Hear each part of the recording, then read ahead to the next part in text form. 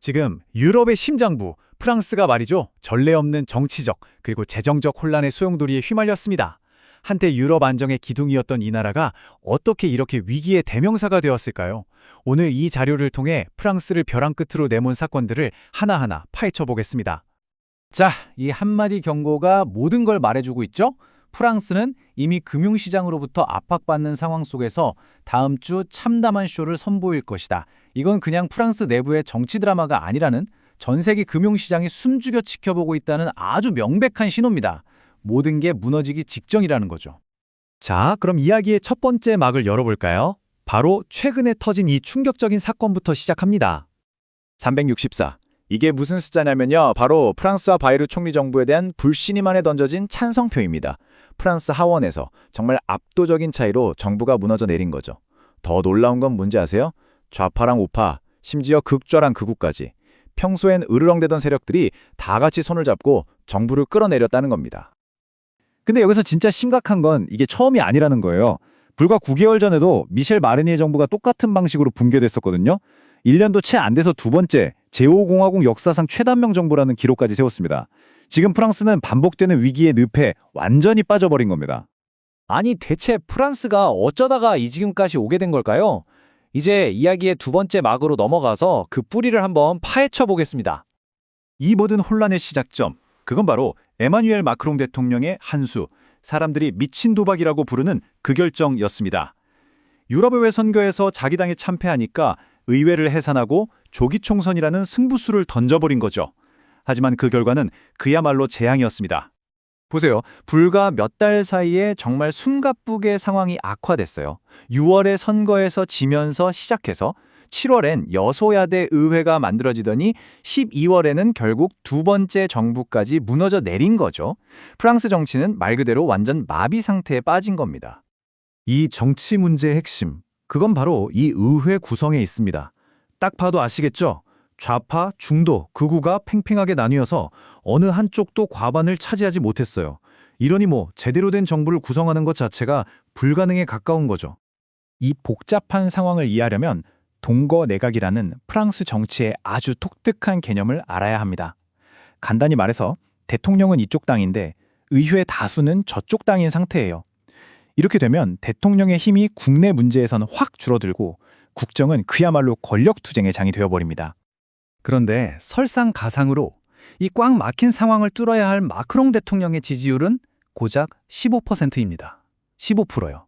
이건 역대 최저 수준인데 이런 국민적 지지 없이는 어떤 개혁도 어떤 타협도 이끌어낼 동력이 없는 거죠. 그럼 그 빠져나간 민심은 다 어디로 갔을까요? 바로 여기로 갔습니다. 마크롱의 정치적 라이벌들, 특히 극우 진영으로 지지세가 완전히 쏠리고 있는 거죠. 상황이 정말 복잡해지고 있습니다. 자, 지금까지는 정치 얘기를 했는데요. 이제 이 위기의 경제적인 측면으로 한번 넘어가 보죠. 여기서 아주 놀라운 반전이 기다리고 있습니다. 이게 정말 충격적인 대목입니다. 한때 유럽 안정의 기둥이었던 프랑스가 이제는 과거 유럽의 병자라고 둘렸던 이탈리아보다도 금융시장에서 더 위험한 나라로 평가받고 있다는 거예요. 말 그대로 두 나라의 처지가 완전히 뒤바뀐 거죠. 자, 그럼 이게 왜 그냥 프랑스 한 나라의 문제로 끝나지 않는지, 왜 유럽연합 전체를 긴장시키고 있는지 한번 들여다보겠습니다. 3조 3천억 유로! 정말 입이 떡 벌어지는 숫자죠? 이게 바로 프랑스의 국가부채 총액입니다. 유로존 전체를 통틀어서도 단연 압도적인 1위 규모예요. 이 어마어마한 빚, 이걸 프랑스 국민 한 사람 한 사람의 몫으로 나눠보면 어떻게 될까요? 1인당 약 5만 5천 유로.